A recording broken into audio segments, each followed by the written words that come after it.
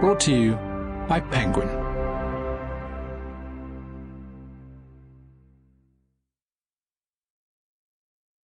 The Magician King, written by Lev Grossman, read by Mark Bramhall. We shall now seek that which we shall not find. Sir Thomas Malory, Le Morte d'Arthur. Book 1.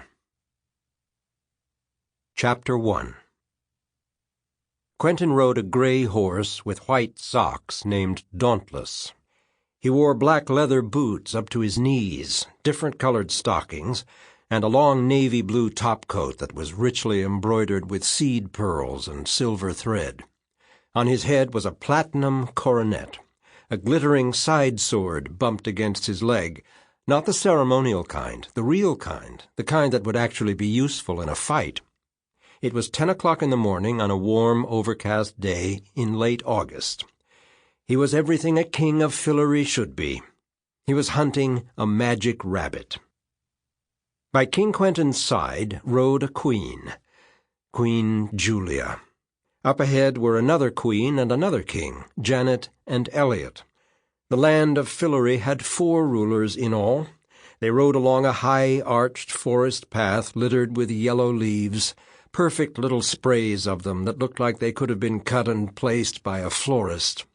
They moved in silence, slowly, together but lost in their separate thoughts, gazing out into the green depths of the late summer woods. It was an easy silence. Everything was easy. Nothing was hard. The dream had become real.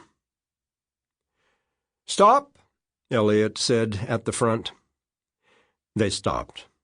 Quentin's horse didn't halt when the others did.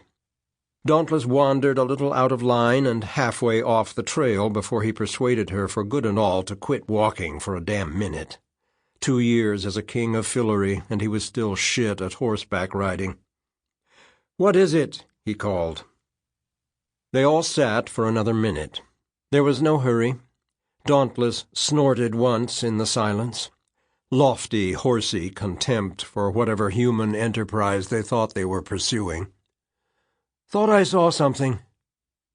"I'm starting to wonder," Quentin said, "if it's even possible to track a rabbit." "It's a hare," Eliot said. "Same difference." "It isn't, actually. Hares are bigger, and they don't live in burrows. They make nests in open ground." "Don't start," both Julia and Janet said in unison. "Here's my real question," Quentin said. "If this rabbit thing really can see the future, won't it know we're trying to catch it?" "It can see the future," Julia said softly beside him. "It cannot change it. Did you 3 argue this much when you were at Breakbills?" She wore a sepulchral black riding dress and an actual riding hood, also black. She always wore black, like she was in mourning, even though Quentin couldn't think of anyone she should have been in mourning for. Casually, like she was calling over a waiter, Julia summoned a tiny songbird to her wrist and raised it up to her ear. It chipped, chirruped something, and she nodded back, and it flew away again. Nobody noticed except for Quentin. She was always giving and getting little secret messages from the talking animals. It was like she was on a different wireless network from the rest of them. "You should have let us bring Jollibee," Janet said. She yawned, holding the back of her hand against her mouth. Jollibee was master of the hunt at Castle Whitespire, where they all lived. He usually supervised this kind of excursion. "Jollibee's great," Quentin said.